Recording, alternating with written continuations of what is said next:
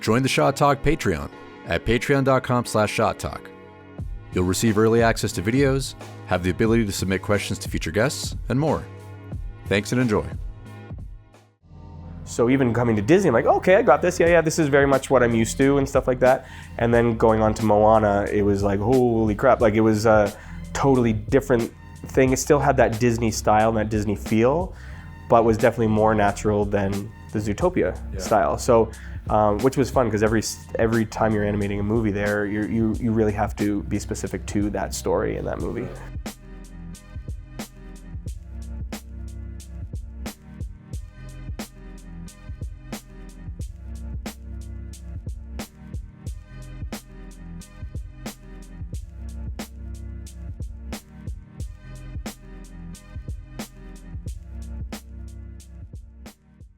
Hey guys, welcome to another episode of Shot Talk. This week I have my friend, the esteemed David Stodolny. David, thanks for being on the show. Thank you for having me. It's been a little bit since we've run into each other, since we've randomly ran into each other at a breakfast place, which sometimes weirdly happens between us. So in LA, that's what happens all of the time. You won't see anyone for like 2 years, and all of a sudden you see them, and you're like, "Hey man, how's it going?" It happens a lot. It's really weird.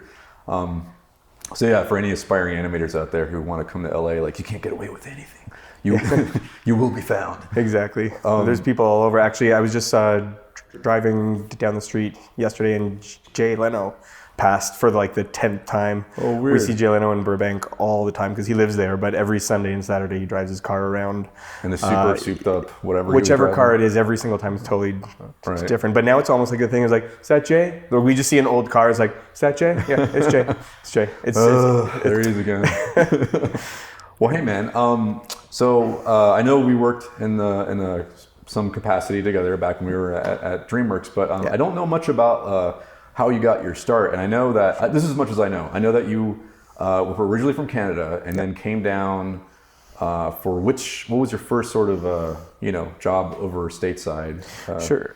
So pretty much out of college, I worked for a couple of years in Canada, just sort of doing the Toronto animation circuit, doing some direct-to-DVD stuff, some TV shows, and then I worked on a movie in Toronto called The Wild. I was working on that, and that sort of gave me the experience, I think, to come down here. So I applied down here, and it was actually right when Disney Circle 7 was kind of hiring for Toy Story 3, when Disney was kind of making this offshoot studio to kind of do the sequels and stuff like that, the Pixar sequels. Disney Circle 7, is that? It was called Disney Circle 7, which was this, again, it's when Pixar and Disney were kind of figuring out how to work together on their sequels and what's considered a Pixar movie, what's Disney, and all that kind of stuff. So I applied for that, and Sony Animation was also hiring, so it was a perfect time to come down, and I'm glad I chose Sony because Disney Circle 7 shut down almost immediately after I got down here.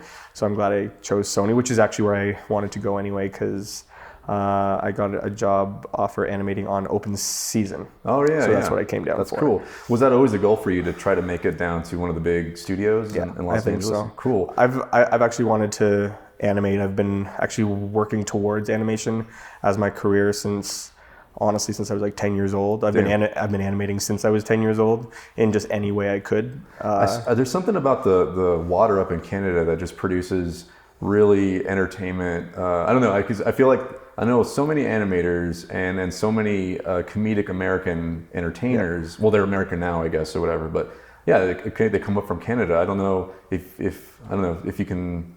What's up with that? Yeah, no, actually, that's an excellent question. I think I wonder if the animation industry is so heavily Canadian inspired, or not inspired. It inspires Canadians, maybe because it's advertised there and it's accessible. As a kid, it's an option. Whereas I know, a lot of people who want to get into entertainment or get into animation, they think it's just, oh, that'd be a cool job. Sort of like, I want to be a movie star, or I want to be a singer or whatever.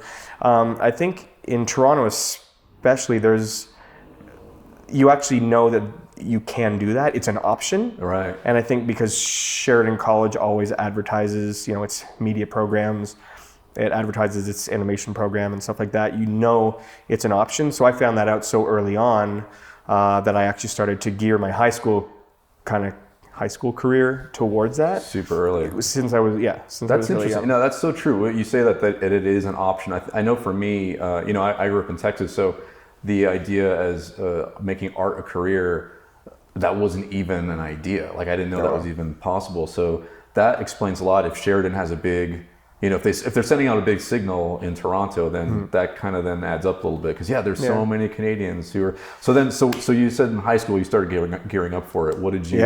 Were you just doing pencil tests? So pretty much I've been drawing my whole life, just watching every cartoon. I was just huge into TV shows and cartoons and animated movies, and then so pretty much I was drawing my entire life. And then, I started doing, flip books and stuff, but really flip books are kind of one of those things you're like, oh, cool, I made a move. All right, I'm going to stop doing these now. But my dad was always he was one of those people who really supported us in anything we did. And when he saw we were interested in something, he'd find ways to facilitate that or introduce us to people that could help us learn more. So he actually somehow found out back when we used Commodore Amiga computers back in God knows when that was. There was an animation program. There was a 2D animation software called Disney Animation Studio, and it was a 2D animation software that you had to draw with a mouse. There was no such thing as a tablet back then.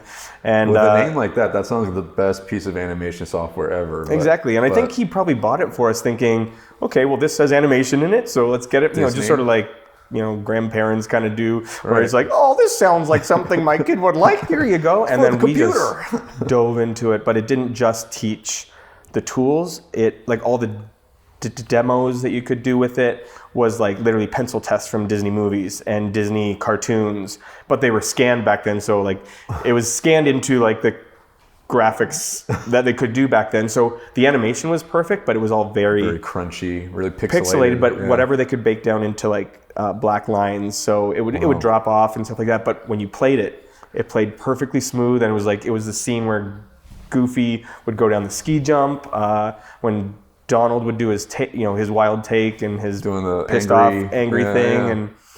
But anyway, so that sort of taught us, and even the instruction manual talked in animation terms. It didn't talk as in computer software terms. Dude. So it was written to teach people how to animate pretty much. Wow, that's incredible that even existed. I had no idea. Yeah. So actually there's something on YouTube, you can probably go, and there's this old 80s advertisement or like a demo of people talking about it, and it's hilarious to watch because it's so old. Right. But you can sort of see what you can do with it. And like, you too can learn the magic of Disney animation. Exactly. And everyone had just like giant glasses and mustaches in those videos. But it was super helpful, and I animated on that thing for years. And then my brother and I, like, we do like 5-minute long short films. Wow. And I tried, they had the copy paste tool, and I tried never to use that because I knew Disney animators didn't do it. I tried to draw every single frame, which I think built up my patience for animation, if that makes sense. You definitely need that. Yeah. That's the one thing about animation that it's the tediousness that, like, I feel you have to sort of brace yourself for, because, I think early stages when you're making a shot, it's like, oh, all these fun ideas I want to implement, and then once you're at a certain level of refining, then it's like, okay, now you're going to start like really frame fucking and really like noodling stuff. But and I feel too, like, when you see students or kids who really want to be animators, you start talking to them and you work with them, and you might show them how to do it, and you quickly learn who's in it for the long run and who's like, fuck this, this is taking way too long. What kind of torture is this? Yeah, exactly. Definitely. That's amazing. So that's really cool to, I don't know, because for me, I had Mario Paint, which is, it's some stories about Mario Paint. Yeah. And so I feel like it was the same kind of experience, because I would just sit there for hours and hours and hours with a mouse, like same thing that you had, and just experiment with.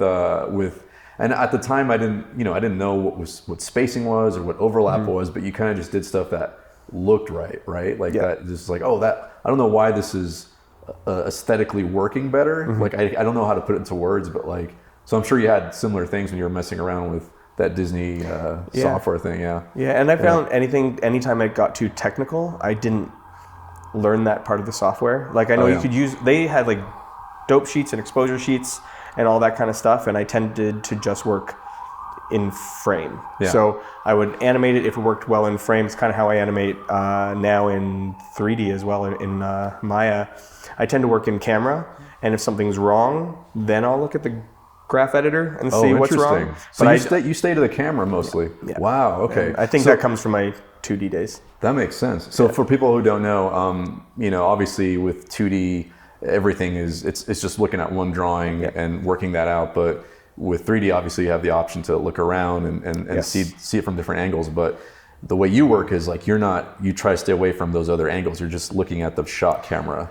I think now I've been doing this for 17 years in 3D now. So I've kind of obviously I've gone more into the 3D side, and I use the tools that are there for me. Right. But I think I still really work in camera mostly.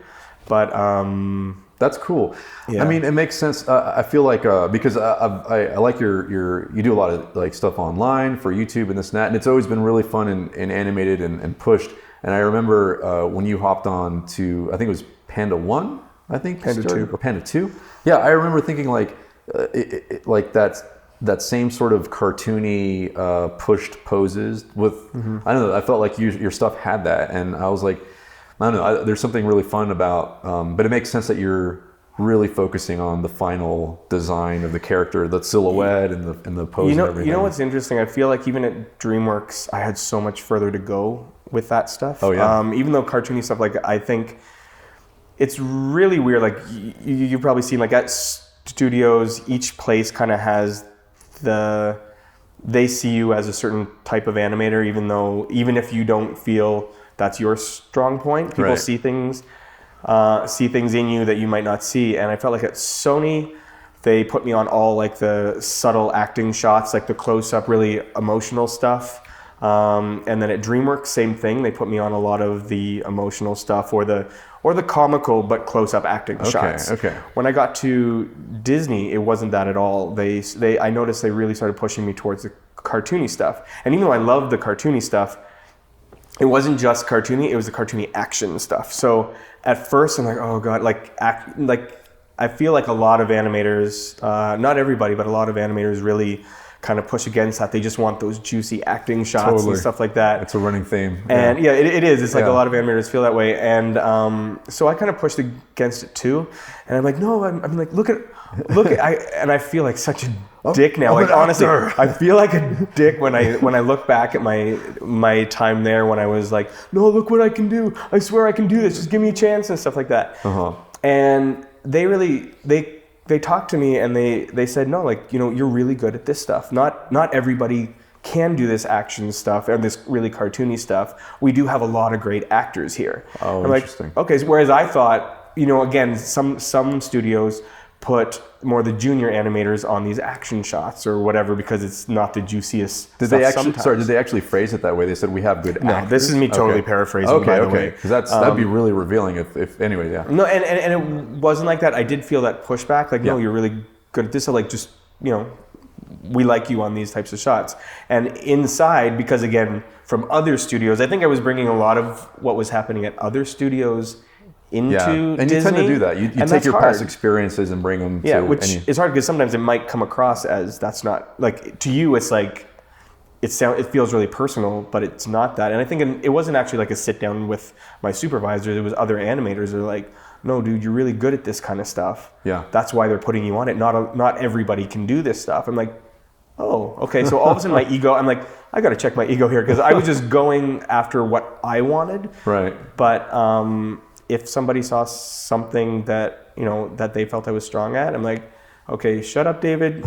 Maybe, let me just try this and enjoy what I'm doing and do it as well as I can. And as soon as I started, just kind of stop worrying so much about, my own goals all the time, I found I just enjoyed the job more. And then that kind of became a new goal for me. I'm like, now I just want to make this stuff as good as possible. Absolutely. And I enjoyed work so much more. And I thought my stuff was turning out better because I stopped worrying so much. Right. I think it's interesting because I think within the animation circle, like in the industry, I think most animators, like, they tend to think that meaty, emotional acting stuff is, it's like the most prized stuff to get your hands on. But I think we forget sometimes that, as just a regular audience member going into a movie, the broad, fun, crazy stuff is the things that people lose their minds over sometimes. And I think people get affected by that emotional stuff without, if it's done right, they don't even realize how strong it's coming off. But that crazy stuff is I think it's for anybody who's not in the thick of animation, it's incredible to look at. Like it's like, even for me, like I think a lot of us when we were starting, we would see the really push cartoony stuff and go, I want to do that. That looks like a lot of fun. And even in our own personal stuff, I think I speak for myself and for you, we tend to get pretty fun and zany, right? Like we end up going there anyway. So that's why I almost question myself in that moment. I'm like, why am I so sold on, like, why am I obsessed with this acting stuff? And maybe it's because, I think like most animators, those juicy parts, those juicy acting scenes are some of the pivotal moments in a character's arc. Like you kind of want those. But when it comes to animation, once I let that go and just started enjoying the action stuff, I'm like, this is animation. Like, this is so much fun to do. And I think in the 2D days, because 2D, again, if you're doing subtle acting shots in 2D, it's a lot of tracing of the exact same thing. Whereas in 2D, again, our online stuff that we do, it is much more broad because it's way more fun to do in 2D. But then in CG, I feel like you're going to push yourself in the acting. Totally. But once I started doing that in CG, I forgot. I'm like, this is why I got into animation. And now I love doing that stuff even more. That's so true. I didn't think about that. But if you, the concept of a moving hold in 2D is exhausting. That's a pain in the ass. It's a lot of the same drawing over and over again versus like, if your character's spacing is this far, then it's like, woo, new drawing, woohoo, this is fun. Exactly. Keeping it fresh. That's cool, man. Yeah. So then you were at Disney I know you got on there for Wreck-It Ralph? No. So I'm like the worst interview ever. So no, it's okay. I was at Sony for 5 years doing a couple of things. DreamWorks I got on for How to Train Your Dragon. And was there till Penguins of Madagascar. Sorry, just to go back to Sony. So you were on, I know you were on Cloudy, right? The first Cloudy. So that's really kind of like we were just talking about that, right? So like that, for a lot of people in the industry, that turned a lot of heads because that was the first time we'd seen really stylized. And I remember the initial test for that film. I don't know where I saw it. I don't know if it was internal or if that was even made public, but it was a character, I think it was in a classroom or something, or an office, but it was like that first sort of animation test that showed, that sort of set the standard of like what this film was supposed to look like, right? So I don't know, did you get on that film in kind of in the middle or from the onset, or like how did that? I was on pretty early, I think, but I wasn't in any of those. I didn't do a lot of test stuff for that, but I did come on because I think again, Sony, because it was an effects house as well as doing its own animation films. I forget where I was, but we were everyone jumped around and helped out. But then when the features began, we kind of like, once you were done whatever effects work you were doing, then I was on the chunk of Cloudy. So that must have been neat. I mean, how did those creative direction meetings go? I mean, were they specifically telling you to like, don't, it's okay to stay on a pose, like don't be afraid to... and a lot of people were scared of that. I feel like it took a lot of getting used to, because we were used to making things feel pretty organic. Again, a lot of the animators came from effects, which everything has to be kind of real to moving life. Exactly. And I think a lot of us that were 2D animators caught onto it earlier. It was a lot of cushioning into a pose and then something else moving, just to like, whether it be a follow through or overlap kind of stuff. Something was moving in the frame at all time, but we could definitely lock into poses, and that's what they wanted. But even going into that movie, I feel like I can't use anything on Cloudy on my demo reel because at Sony I was cast a lot of the acting shots. And Cloudy is one movie that I didn't feel the acting shots weren't the juiciest parts. It was the really cartoony, fun stuff. So I don't use much from Cloudy on my reel, which is interesting. That is interesting. Even though I love being part of Cloudy. Being part of Cloudy was amazing, and it was such a fun experience. Chris Miller and Phil Lord, right, directing that. That was. Those guys seem like they're pretty fun to work with. I would work with them in a heartbeat. Any other time. They were so much fun. It felt like they were just people hanging out like, hey guys, let's make a movie. And it just felt like the comments, like I really enjoyed the way they directed and gave notes and stuff. To like, I think compared to other directors, their notes would be something like, oh, that's stupid. That is so stupid. I'm like, oh shit, what did I do wrong? I'm like, no, stupid's good. Stupid's good. Make it stupider. Right. And it was just like, comments like, can you make that look less like a dick? I'm like, I think so. What does that mean? And then you're like, no, yeah, that character totally looks like a dick. I got to change that. Yeah, that's so great. Like that, so. Yeah. So they were. You can hilarious. Always tell when a director is they're being more. I guess genuine. I don't know how. Or that they're just enjoying the process. They're enjoying the process, right? Yeah. So. Those guys, and then they went, and it's cool because then they went on to do other comedy stuff, and they seem pretty good at that stuff. So, and you know what? I keep sticking with Sony, but and then besides Cloudy, you did Surf's Up, right? And that's cool because that movie also I felt had really, really strong acting in it. I felt like the thing that I liked about the way they set that up is that I know that they had the voice actors sort of performing simultaneously, right? Yeah. Which I felt like a lot of it was improv.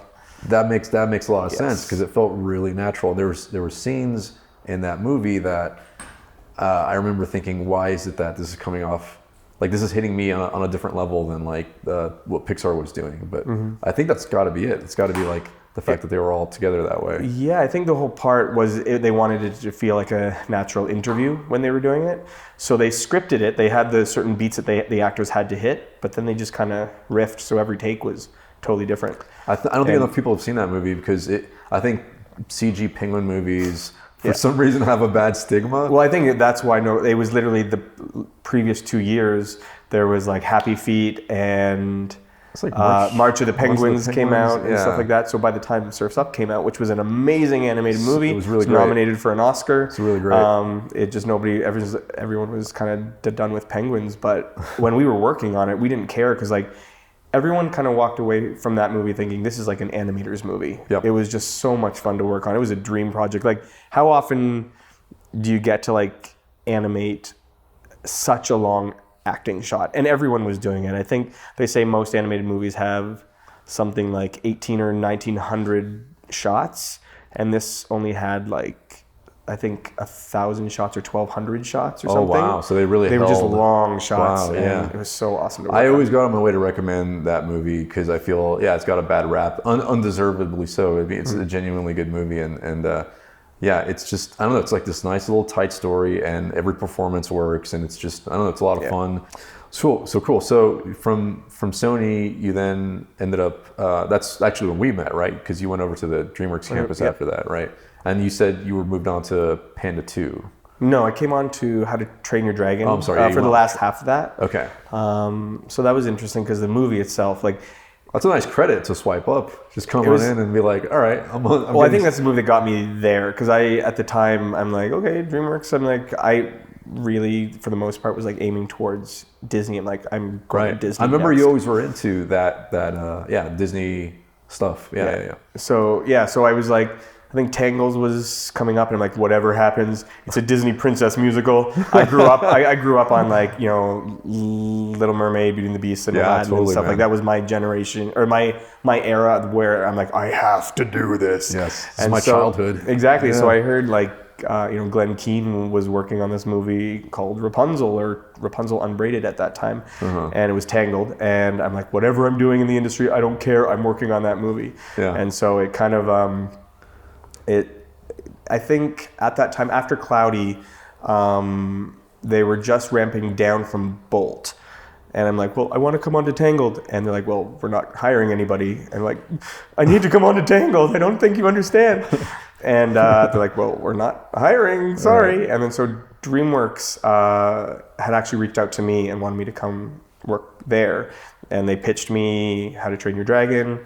And I'm like, that looks really cool. And it did. It looked really awesome. Yeah. I'm like, but I'm going on Tangled when it comes out. I'm sorry. Even though no one offered me a job, like nobody said that. Like I have to work on Tangled when that comes out. Was this something you said out loud? Or yeah, to DreamWorks. I said that. I'm like, I'm sorry, that gets in the way of when I go. Right. These are my plans. I'm exactly. sorry. Yeah. And I look back on that now. I'm like, oh my god, what a douche. But anyway, and they're like, okay, cool. Well, we've got this movie. The contract's for 6 months. If things work out, then just go on to Tangled after that. I'm like, okay, yeah, I'll try a new studio. Got to DreamWorks and I loved it. Yeah. It was such a great era there. Like I totally remember. I was just having a conversation the other day where everyone, when we first got there, was like, is this fake or is everyone this happy here? It was just so happy at that time. It went through a couple rounds of layoffs, and that's when the culture shifted a little bit, and it lost kind of some of that genuine kind of happiness, because it just started feeling like, oh no, it can happen here too. And that's true, because that was the one studio up until that point that hadn't been through that, because Disney had waxed and waned, and Pixar. Well, Pixar, I guess, has always been, from what I understand, pretty. I mean, I can't speak on that. I have no idea what it's been like at Pixar, but yeah, specifically for DreamWorks, it had been smooth sailing since Shrek 1. And then for the first time, they started to lean out everything. So yeah. But then so I was on Dragons 1, and it was just. That's cool. So because you got to sit in dailies with Dean and Chris, right? Mm-hmm. So that's funny, because you went from with Phil and Chris Miller, and then you work with another dynamic duo on Dragons. Yeah. I'm just curious, like, because I obviously wasn't in those dailies, but like, was that a pretty positive thing too, like the way they worked? Or it was cool seeing it, because they were awesome. I loved working with them, and it was cool because I came from, working with Chris and Phil to Chris and Dean. You start to realize how certain director pairs are paired up and why they work so well together. You can see like in pairs, one of them focuses on certain parts of the movie or certain aspects of the movie. You can see someone's very entertainment driven, like let's make this as entertaining as possible. Other people, or the other part of the pair, might be more focused on story. No matter what, they're both focus on story, but you can see where they kind of complement each other, and they step back when someone else kind of comes in to fix this, and then this person fixes this, and it was very cool to see. That's cool. Yeah. I just thinking about your stuff, because I know now you're helping direct animation. So for you, if I was going to guess, like I feel like you're very focused on the comedy and the entertainment, right? That's sort of those are the things that I guess you would prioritize, at least for your specific job that you're doing right now. Yeah, so I think right now what I'm doing, I'm actually working a lot in AR and trying to push sort of storytelling and push that kind of stuff. It's like a new frontier, right? In a new medium, exactly. And so the type of animation I'm doing is definitely pushing character and really trying to find simple ways to do comedy in very short form, which is kind of fun. Is like, how do you squeeze jokes into something so small? And so real quick, so for people who don't know, you're helping Snapchat make, they're called Bitmojis. Bitmojis, okay, yes. Right. And so when I'm doing that, it's been a lot of fun trying to do these short cartoons starring you, like starring the user, and it's been a really fun challenge, because we're trying to again create a total story in like 20 seconds pretty much. Right. And it was interesting because I think the way they reached out to me is because of my YouTube stuff. What? Not because of my stuff at Disney. That's interesting. They knew I had the experience because of the movie studios, but they loved my short form storytelling. Did you have anywhere advertised on YouTube that you were an industry animator, or they were just like, oh, this guy on YouTube's funny? It's interesting. They actually reached out to me first because they found me on YouTube. That's cool. And then the more that, like in interviews and stuff, like the way they got to know me, they're like, oh, this guy has a lot of experience.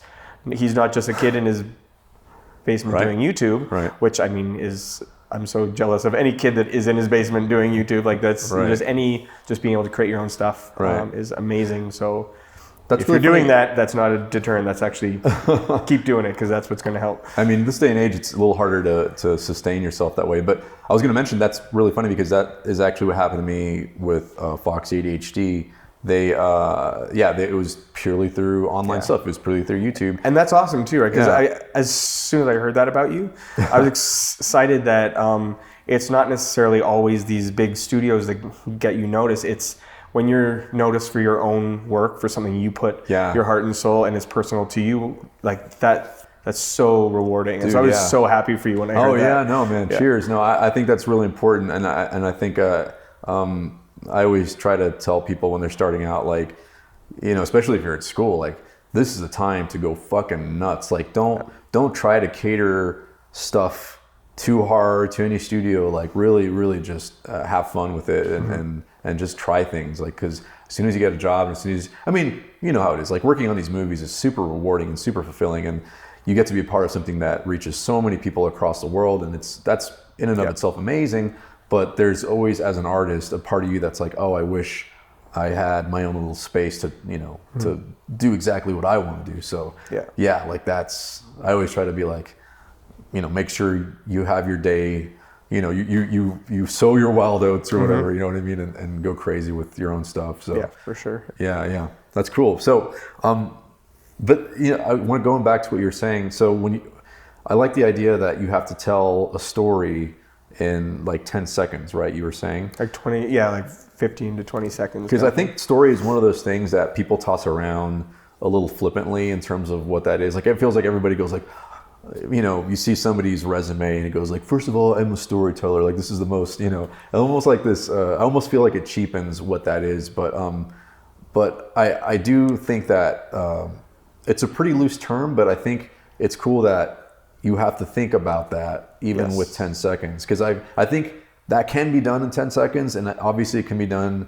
in like 2 minutes, like stuff on Newgrounds or short films, and then obviously with movies. But for you, when you think of story, like, is there a way you define that? Is there a way that you think about it? Like, so I think, I mean, that's sort of something that I realized doing my online stuff as well is because I agree, for years whenever anyone says I'm a storyteller, right, I'm like, you're a director or you're a writer. You work in PR. Like, exactly. Like, what do you mean storyteller? And I think it means give a purpose. And I think that's really what we're trying to push in what we do is, rather than just create stuff, give some kind of reason. It doesn't have to be this perfect, like, I'm going to win an Oscar with this dramatic thing and blah, blah, blah, blah, which, I mean, you can do that too, and that is storytelling as well. But there's nothing wrong with telling a story with comedy as well. And the better the story is set up, the comedy will read even that much more. And that's why, I mean, online stuff, I love that people post animation tests, and all they do, there isn't always a story attached to that. Sometimes it's a hilarious little dance cycle, or it's a hilarious just kind of wild take, and like, holy crap, you'll pause through that, and it's awesome to watch, and it's just as exciting. But I feel that's for animators, and I feel like when, like, I mean, I'm an animator, so I love watching those tests and analyzing every frame and stuff, but not everyone's an animator. And I feel like when you add story, even if it's like, again, a 10-second story into it, it pulls people in that aren't just animators as well, because they're watching the comedy, not necessarily the line work and the arcs and all that kind of stuff. So it just adds another level to it that invites more people into it. I mean, when you got 10 seconds, I'm imagining a story is, it's like you go from A to B. Like, his character is happy, something happens, now he's sad. Like, that's enough of a story, we right? have a story. I can't go into it too much, but we definitely have a story structure that's more A, B, C, D. Oh, really? Yeah. Wow. And that's proprietary for Snapchat then? Well, it's just, I mean, the way we've it's the way we set everything up. It really is what it is. It's taking storytelling structure and compressing it into 20 seconds. Wow, that's fascinating. Which is pretty, you know, it's... It's cool that you guys are thinking, that you're actually, you know, saying it, like, explicitly thinking and talking about it. Like, that's really interesting. Well, I know, because I've looked online, you know, like, as I develop story structure and want to improve what I understand of story structure as well. I feel like the more research I do into it, you know, you see how many people go into that kind of stuff as well. Like I looked at, Save the Cat is a very popular story structure book, and when you read into like examples of story structure through them, I'm like, yeah, obviously these movies, yes, I can see how this all fits. This is what story structure can be and is, and all that kind of stuff. But then in their examples, they also have short films that are only like 3 minutes long or 2 minutes long, 7 minutes long, and it's all in there. So things that go by so quickly that you just assume is a fun short. Right. When you really analyze that, it's like that same story structure is in there. Totally. And so we just have a lot less room to explain. So it's a lot more. It's just a lot more compressed, but people seem still to be loving it. It still works. Yeah, I always feel that. I always think about Miyazaki stuff and how his stuff seems pretty free flowing and sort of like it's almost like a straight ahead animation where he started here and then he ended up just running and then he just stopped and that's his movie. Like I don't know if there's quite that much structure being thought about, but I think about how Spirited Away is the one time he accidentally fell into something that was a little bit more of that Western story structure where you have like that setup and then that character arc and then the payoff and sort of that kind of thing. So yeah there definitely is a science to it, but yeah, that's cool that you guys think about that stuff. And the fun part, the trick is to make it not feel like it's falling into a structure, or a template, to make it feel whatever. Completely natural and organic. Yeah, I think that's one of the things when I was studying at Animation Mentor that they didn't call it story, but whenever we had an acting shot for our demo reel, they always told us one of the strongest pieces to have is to have a character start in a certain emotional state, and then by the end of the shot, he's in a different emotional state, or it's like a heightened emotional state. Mm-hmm. And even that contrast is interesting enough to like that's a strong piece to have on a demo reel, and I think that's part of story. Yeah. But like that is an element that they pushed on all the students to make sure that we had. So, which I think made sense. I think it was really. I feel like every shot needs to have its own story. Almost every shot, every scene has to have those arcs and have that storytelling within it as well, and just brings it that much further. Again, you can totally have animation without story and be fun, but again, I think it really invites more people into it if you give it a reason for happening. And like, animation, one of the main thing is, why is it happening? What are they thinking? All that kind of stuff. And not the times I think about that. When I think about that, that's a fun part. Like, what else can I put into this character here? What are they thinking? What's the whole arc of where are they in the story, and how do I really facilitate that in this shot and stuff? So right. Do you feel that sometimes animators they might overdo that sometimes when? I'm thinking about certain instances where there was supposed to be pretty straightforward shots on, I think it was like on Shrek 4, and then the animator would sort of embellish it too much, and they started treating like a shot as like their own personal short film. Yes. And like they kind of went a little too much when it really just needed something really basic. I don't know if that's. That's common, I think, and once. That I feel like that takes some time because I think we all do that. We all, when every shot we do is so personal, it feels like it's our shot. And again, I think there's a moment in everyone's career that when you finally realize, oh wait, I'm helping people make something. This isn't mine. I've been brought on to help make a whole piece, kind of thing. Right. And so when you once you realize simplicity can be better than complexity. It just, when you find those reasons to do that, and Disney's really good about that. They're all about like, find the pose that tells the story and act within that pose.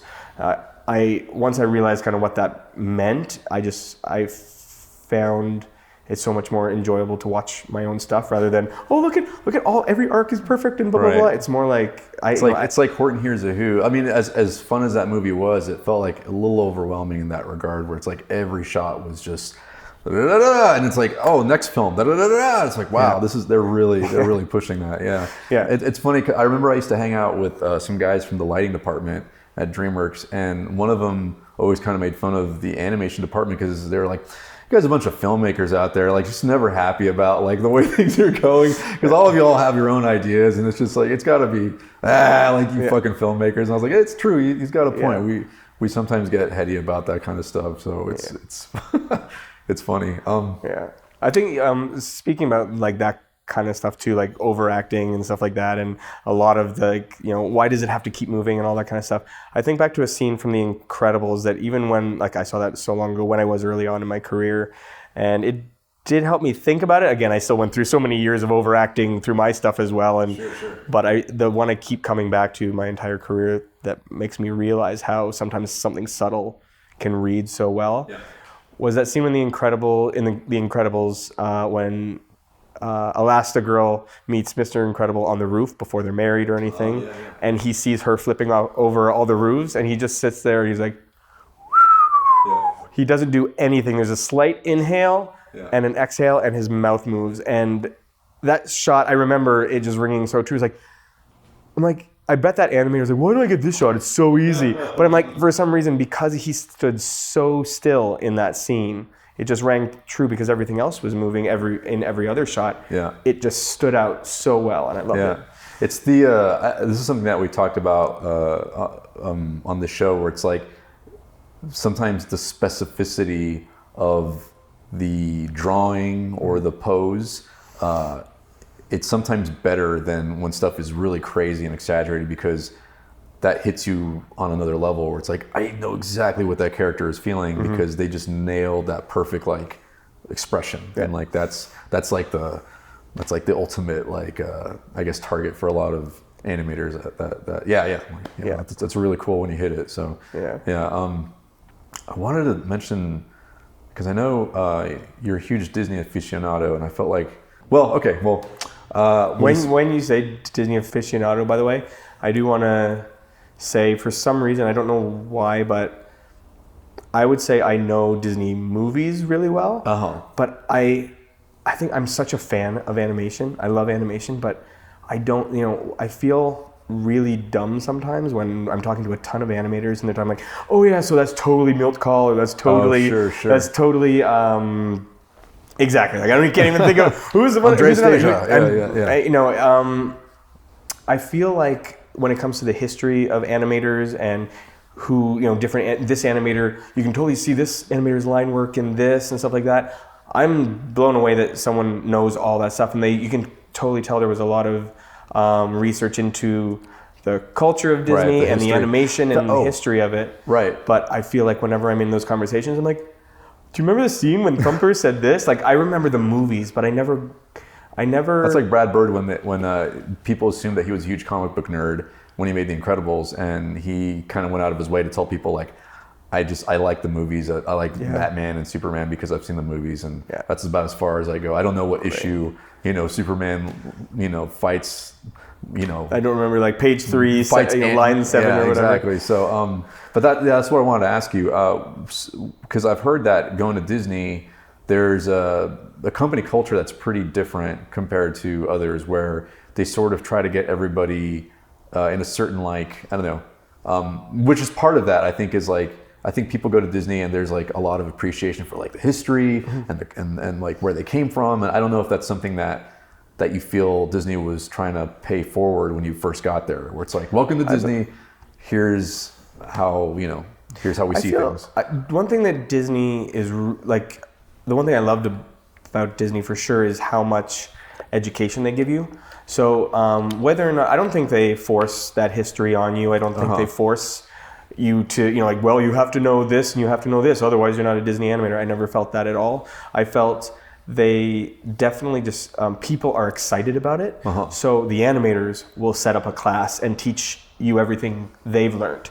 And you learn history just by being there. You learn things you might not have known about certain animators, or even just certain films, or analyzing films consistently. And so the longer you're there, you would absorb that, and that would become part of your animation culture, because it's just interesting, because you see people that are so excited about it, talking about it. But in no way did it ever feel like they were trying to... One of us. Yeah, it didn't feel like... I think genuinely when you're there, you do feel like you're helping create part of the history. Yes. And so just by being there, you're surrounded by it, and you slowly do learn about it. But I never felt that they were forcing it on you. That's cool. Yeah. Did you, when you said you went out of your way to teach classes, is that something that that I guess the company would sort of help incentivize, or they would like, who would take the initiative there? It's like, would they say, hey, put a class together, or was it just it was the artist, just purely the artist? Like,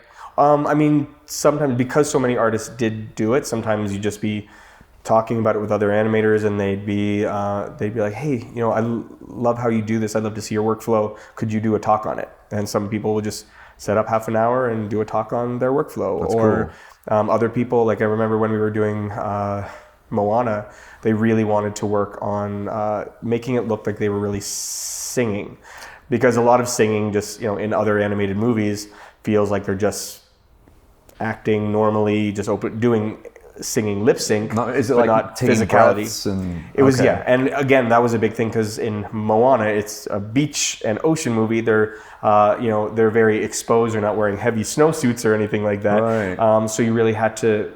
We really focused on the breathing and the physicality of it. So they would bring in vocal coaches, like really well-known vocal coaches, to talk about the physicality of what happens when you sing, how you prepare for a note, how you prepare like and the diaphragm execute, expanding and things like all that stuff, like what your body does to reach a high note versus a low note. They brought in singers. They would show, and then some of the animators would put their own presentations together, like people who are really into Broadway. They have a lot of experience in watching Broadway actors and how they perform while acting as well. So they do a whole like a 3-part presentation where it's like 3 lunches over 3 weeks. They do a whole presentation with video reference and explain shots and explain. They get interviews from YouTube or online of these Broadway actors talking about their process. How they do both. Everyone just like, no one missed that stuff. Like, there were so many presentations. You know how some companies, when you're there, you're just like, oh God, I have too much work to do. I can't attend that. Everyone's like, no. Everyone was excited to hear what people had found out or learned. That's cool. So I love that, man. It's that hunger that I think you have to keep. I think to stay, I guess, constantly growing with as an artist. That I think some of the best teachers I've had kind of drove that point where there's like a figure drawing guy, because I don't know if you remember at DreamWorks, they used to have figure drawing every Wednesday or Thursday. So after lunch, I'd gobble up my food and run over to the figure drawing class. And one of the guys there really impressed upon me that you always, it's like try to always look at life from a different perspective. Even if it's simple as taking a different route to work. Where like you just want to keep the brain fresh and give it new information. And I mean, that's a little extreme, but the point is like, you always want to be taking in new things so you don't stagnate and get obsolete, I guess, as an artist. So that's cool that you guys are so into this new little, because that's sort of uncharted territory too. Like, no one's ever really thought about what the body does when you're singing, which is weird because Disney, that's all they ever did. Was singing. Exactly. And if you watch Moana, I think compared to other ones, I mean, some animators probably brought that to their characters in other animated movies because they probably spent the time, but there was a focus from the beginning to make it look right in Moana, and that's awesome. It was really fun. Yeah. So you feel like that was sort of the big learning thing on that movie for you, was the singing stuff, or anything else that was new? I think one thing about Moana for me was definitely trying to find that specificity of being realistic, but still animated. Yeah. So it had and by saying realistic, I mean a more natural feeling to the characters, because they're the human characters, while still not making them feel like they were motion captured. DreamWorks had in some of their more realistic human character animated movies definitely pushed more for live action reference, and Disney definitely pushed for still having that animated quality to it, and I loved trying to find that medium, but it was also for me the hardest thing to do, or to find what that was, because it was almost like I'd had all these other experiences at every other studio, different variations on realism and not. And it was. Yeah, I mean, you went from cloudy, then and then to something like even like Surf's Up, which is a little more realistic, right? And then, but still penguins. Pushed. So it still had to be animated in some way, right? But then, like you said, then going to DreamWorks where everything is. There was definitely a movement there. I remember a couple individuals were really pushing for making everything really feel very realistic, and then but then so taking those two extremes, and then Disney. I always felt that Zootopia too, which was it was still very animated, and it wasn't necessarily realistic actions, but there was still very naturalistic actions, but still felt very, very animated. Yeah. So even coming to Disney, I'm like, okay, I got this. Yeah, this is very much what I'm used to and stuff like that. And then going on to Moana, it was like, holy crap. Like, it was a totally different thing. It still had that Disney style and that Disney feel, but was definitely more natural than the Zootopia style. So, which was fun because every time you're animating a movie there, you really have to be specific to that story in that movie. Right. I think Disney hits a really good mark. I've noticed that they do exactly what you said. They're hitting a very entertaining and broad design, but then the performance is pretty genuine. So like they do that it's genuine, really well. But then pushed when it can when it calls for it. When it calls for it, yeah. Which characters did you help out with on that movie for Moana? Did you ever do any of the rock stuff? Because I know. I feel. Let's see. I animated mainly Moana and Maui, but so did a lot of animators because the whole movie was Moana and Maui. Yeah. So, but I did them, and I did some of the song stuff of the crab, Tamatoa. Okay. Which he was a lot of fun to animate too, because trying to. Was Dwayne Johnson's performance kind of inspiring? It was awesome. Yeah. Gave you ideas as you were trying stuff out. And that's I mean that's the thing. I feel like any character, the voice brings so much to your performance. Whatever you're choosing to do, it makes it so much easier when you have an actor who just nails the line. And I remember doing that with the Peacock on Kung Fu Panda 2. I'm like, I'm animating Gary Oldman, like this one of the best character actors out there. And I remember. I don't always look at the recordings of their recording sessions. Right. But I did I'm like, this is Gary Oldman. I got to see what he did. And I got so much from him that I started watching those more often because I'm like, oh my gosh, I've never looked at these before. And there's so many tiny little things. Again, you can't copy it because it's an actor standing at a podium performing, but you do get stuff out of the face and timing in that I really loved getting from Gary Oldman. And I did the same thing with Maui as well. I'm just imagining you pulling up Gary Oldman's cam and he's just in full peacock costume, just like ready to go. Yeah, exactly. Like, this is perfect. It's exactly what I need. Exactly. Thank you.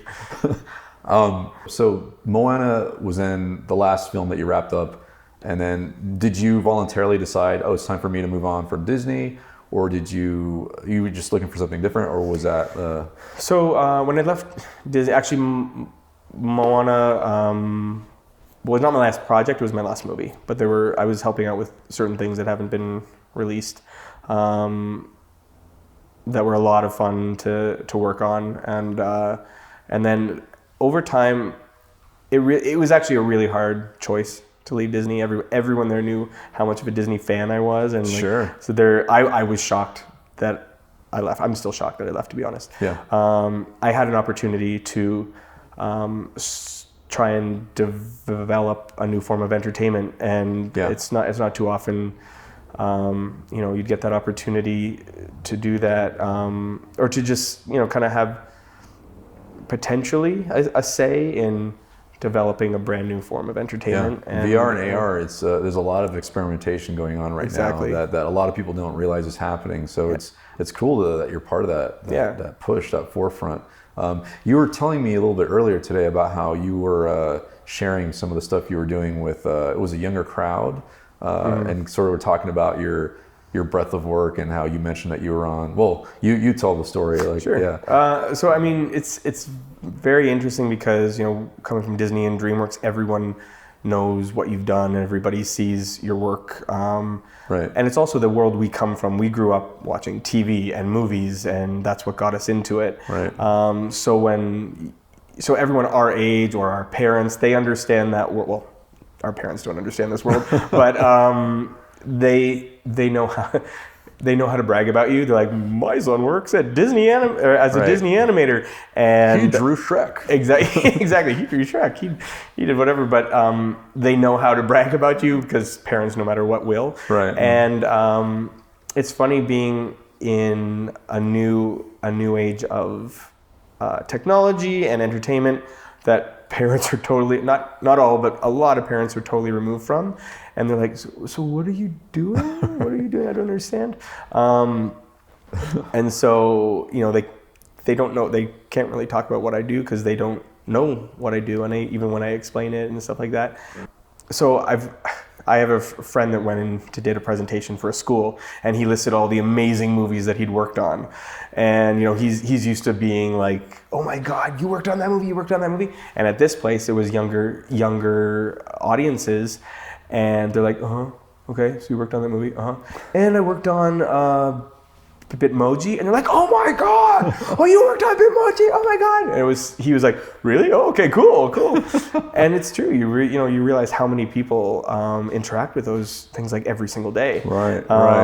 You don't realize how massive it is, the audience that I guess it's technically is like an audience now at this point. So yeah, it's weird how there's also kids growing up where they look at YouTubers, and to them, that's their version of maybe our David Duchovny or our whatever, where it's, you think, oh, that's an a interesting star. choice. That's a celebrity. That's an interesting choice you chose. It's 90s, right? Like I feel like exactly. Like that used to be sort of in my fantasy world, I'm a big cool guy like David Duchovny or whatever, like rolling around the Hollywood Hills. But nowadays it's the YouTube stars and the stuff that gets kids excited. Yeah, the Bitmojis, right? I get that right?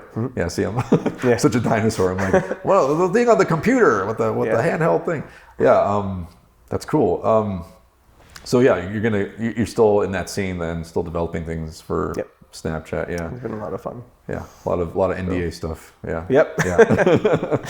That's cool. Well, let me ask you: are you planning on doing more? Because I know you made a bit of a splash with your own stuff on YouTube. Are you wanting to do more of that stuff, or is that something that you kind of keep in the back of your head, like you want to get back to at some point? Or always, I love doing that stuff. I love working on my own cartoons and my own ideas and stuff. Like I think people who do their own YouTube channels, there's certain YouTube channels or whatever channels of out there, the people who do it for the art of it and not just like, okay, I can get 1 million followers and make this much money on it.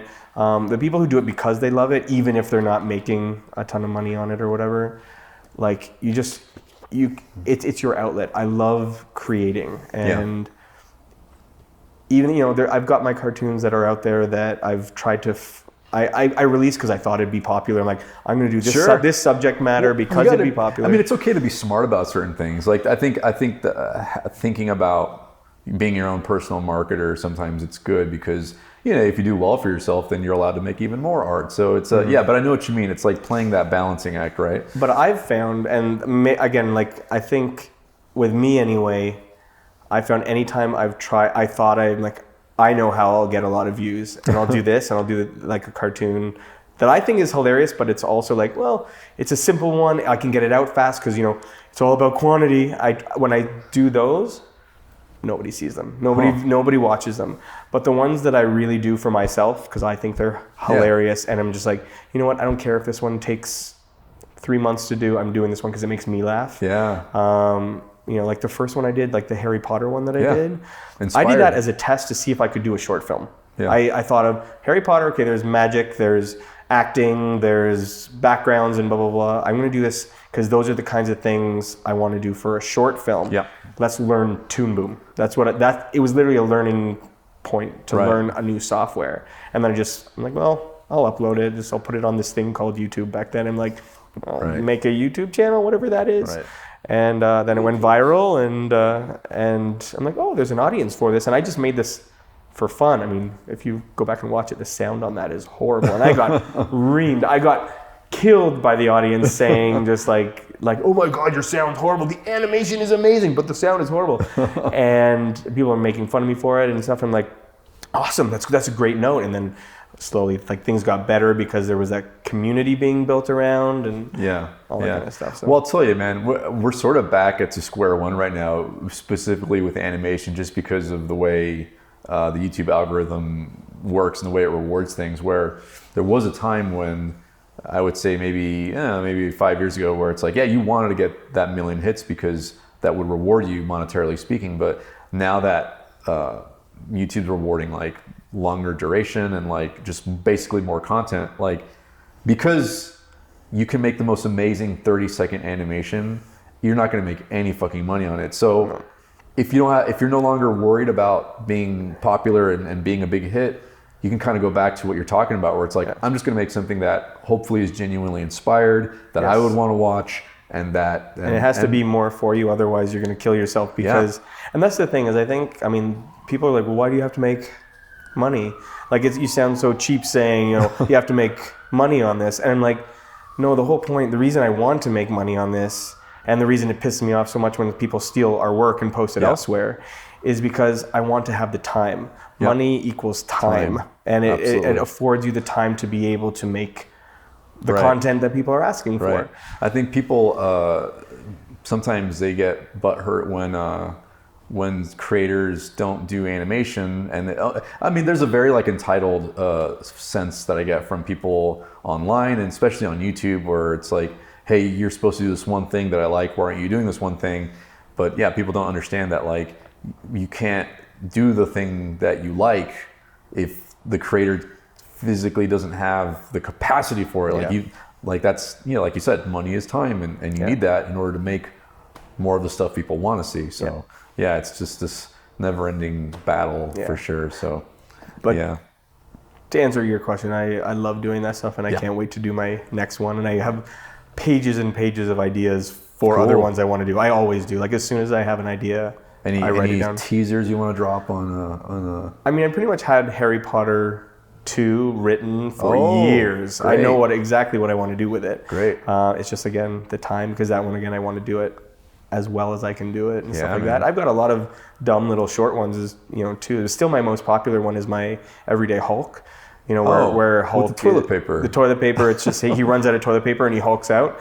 What's that up to? How many hits is that kind of like? I mean, 4.5 million. 4.5 million. Wow, so great. It's hashtag relatable, I guess. It's but it's simple. I did that one in 5 days. Like, the whole thing is so short, and I just did it because it was funny. It's a simple idea, but it just went really well. And I mean, that idea, there's so many ideas of Everyday Hulk. So I've got tons of ideas for that as well. You could give him all sorts of other things he does in the bathroom. Exactly. Exactly. Go to number one. Exactly. So relatable. IP too. Exactly. No, it's funny that you mentioned that, because I remember when I first stopped my studio job, and I thought, well, this is back when, the ground, I guess, was more fertile for animators on YouTube. And I thought, well, I just gotta make stuff I just gotta get like stuff uploaded on my channel. So fucking Batman Eats a Hot Dog was really just kind of me just kind of like, whatever, this will be, I'll upload this before I get to this longer cartoon that I want to flesh out. And kind of like Everyday Hulk, you blink and all of a sudden you've got millions of hits. You're like, wow, that's okay. Really? Like that one? I spent half a year on the other one. 2 days. 2 days, and it's still like, comes up sometimes with people that are like, dude, that makes me like, I know. That one, I still keep checking back. I'm like, has he done another one? Because I love where you went with that. Like, you did the Batman eats a hot dog eats a Batman. Dog eats a hot dog eats Which is, again, where's this going?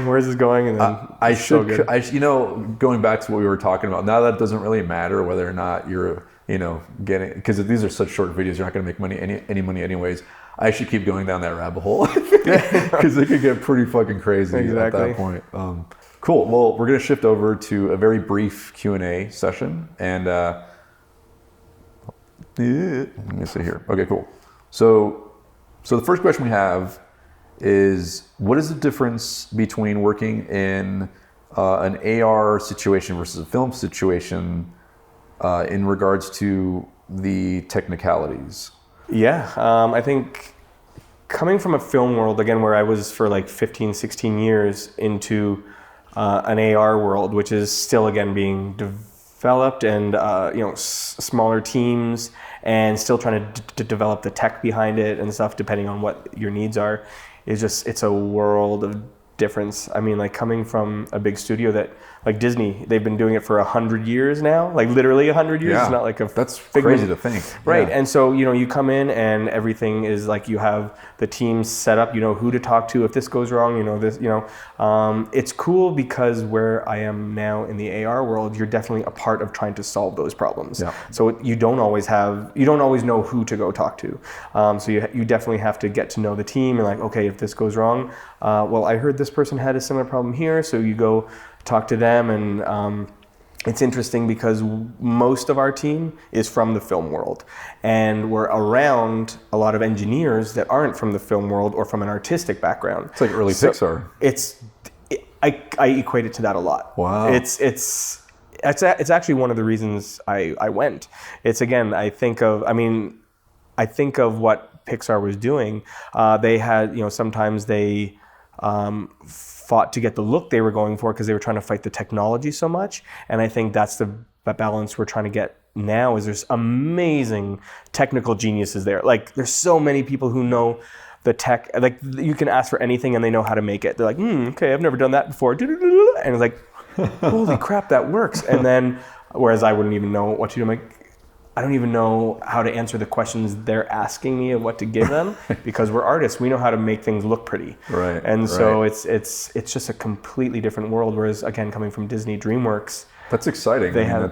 Sorry, go ahead. Yeah, no, they know how to make the art, and we don't really see the tech side of it as much. If you have a tech problem, you send a request.